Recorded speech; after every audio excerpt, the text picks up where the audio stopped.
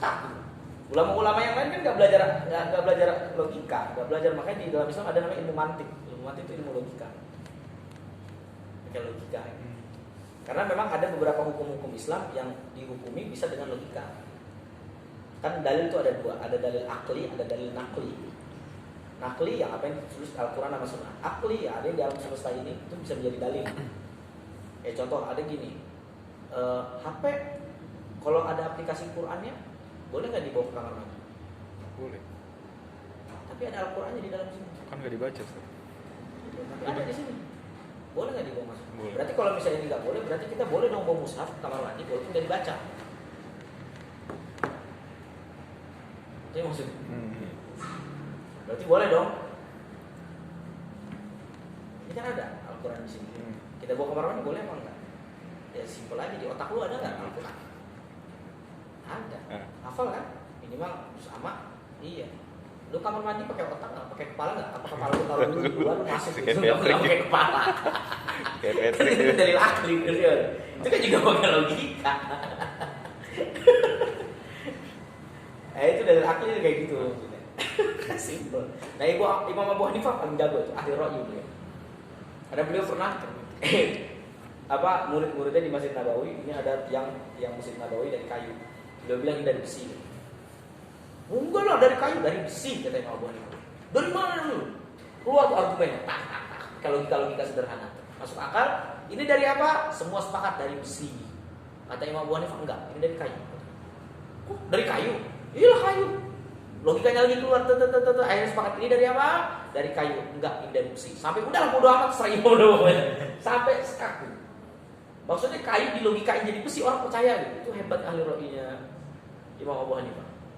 Orang kuat beliau logikanya. Sampai sekuat itu. Makanya penting akhirnya ulama-ulama sekarang harus belajar itu. Makanya akhirnya Imam Al-Ghazali belajar filsafat.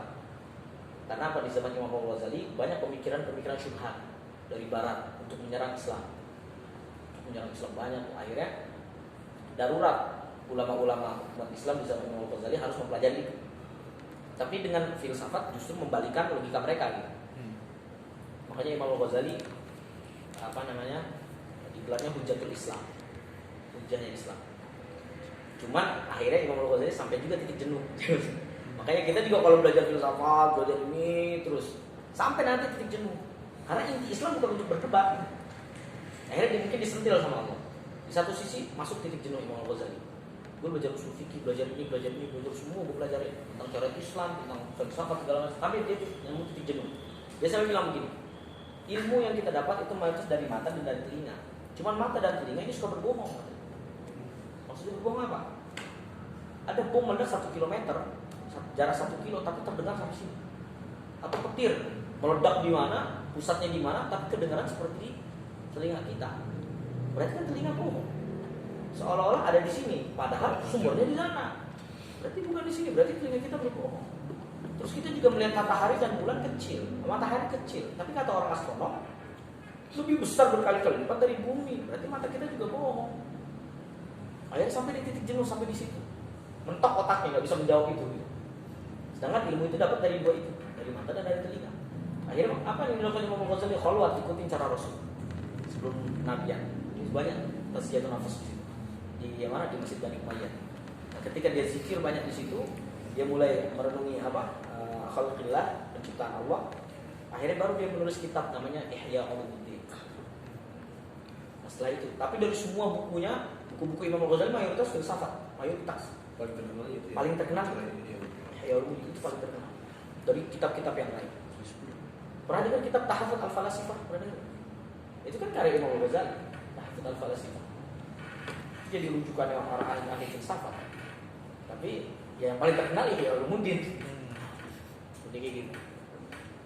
Kalau yang ini, ya kalau di daerah lah, di rumah, di kampung, kadang kalau pusat-pusat itu kalau doa suka ada Syekh Abdul Qadir Jailani itu ulamanya seperti spesial apa sih kok sampai doa Ya, sampai ada. kalau jadi gini, sebenarnya apakah dia tuh memang ulama benar tapi pengikutnya yang beliau ulama benar dan beliau masya Allah juga Syekh Abdul Qadir Jailani ahli tafsir, dia hafal 30 surah Quran, dia punya kitab tafsir. Syekh Abdul Qadir Jailani orang alim.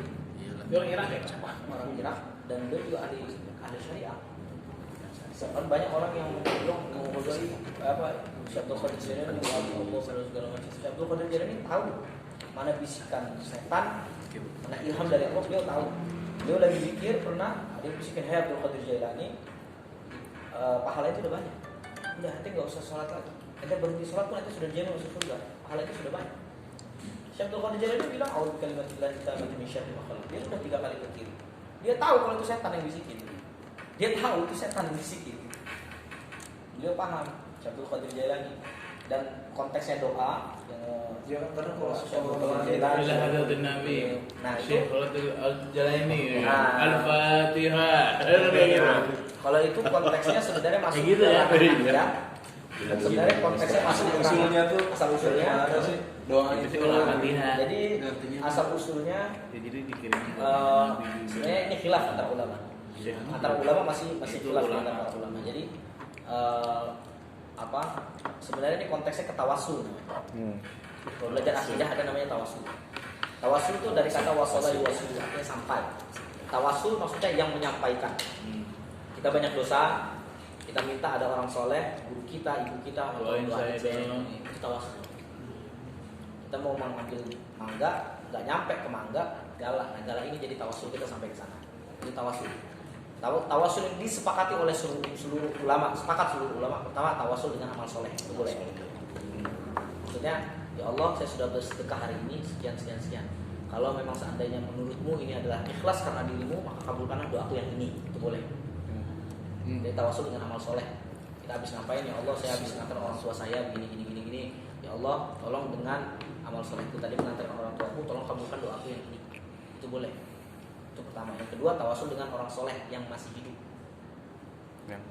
Ibu, bapak, ustadz siapa, misalnya ada pengajar ustadz siapa, ustadz tolong doain saya.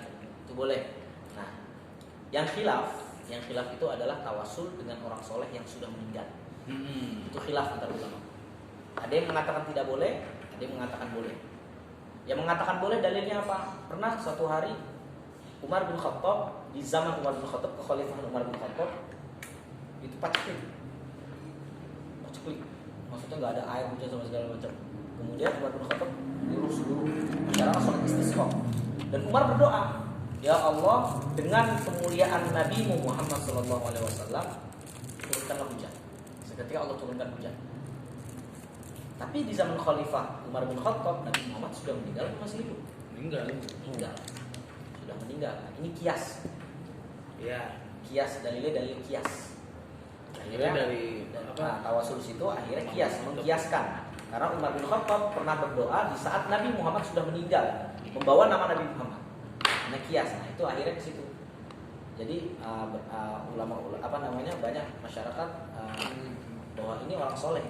Kita berdoa dengan kemuliaan. Bukan, kan konteksnya bukan meminta kepada Syekh Abdul Qadir Jailani. Memintanya tetap ke Allah dengan bertawasul kepada Syekh Abdul Qadir Jailani. Dalilnya itu. Kan konteksnya Umar bin Khattab tetap berdoa kepada Allah, tapi melalui kemuliaan Rasulullah di hadapan Allah. Ini dalilnya dari situ. Ini yang mengatakan boleh. Walaupun ini khilaf. Entah para ulama ada yang mengatakan tidak boleh. Ngapain, orang sudah meninggal, ngapain lagi? Iya. Itu yang lebih butuh doa tuh mereka dibandingkan antum kan kayak gitu. Gitu kan? Iya, mereka yang larang itu. Iya. Maksudnya langsung aja ke Iya. Allah gitu kan? Apa sih? Sebenarnya yang butuh doa tuh Ada lagi mereka. yang balik ke orang yang mengatakan tawasul boleh dengan orang meninggal, tapi kita bertawasul kepada orang yang soleh, yang biiznillah. Ya kita secara zahir kita melihat ini orang derajatnya tinggi di hadapan Allah. Orang-orang soleh, yang mereka lebih tinggi daripada kita gitu maksudnya gitu. Amal soleh mereka banyak, maksudnya ketika mereka sudah meninggal pun muridnya banyak jadi orang-orang soleh. Bayangin pahala yang mereka dapat dibandingkan kita yang masih hidup begini. Ada yang mengatakan begitu. Jadi memang kalau buat saya, ya ini anggaplah ini khilaf di antara para ulama. Biarin aja, kita ambil yang menurut kita lebih tepat, selesai, tanpa menjatuhkan yang lain karena dua-duanya punya dalil gitu. Saya bukan termasuk orang yang melakukan ya kalau segala saya tidak berdoa seperti itu. Cuman saya ya sudah, mereka punya dalilnya. Iya. Itu lebih daripada kita butuh-butuhan berantem gitu. Ya udahlah, Ya, mereka punya dalilnya, oh ya intinya jangan salah-salahan. Jadi saya juga punya Bukan dalil. tugas kita menyalahkan, ya, Ustaz. Dalil kita menyalahkan, biarin aja. Tugas kita menyampaikan. Masya Allah.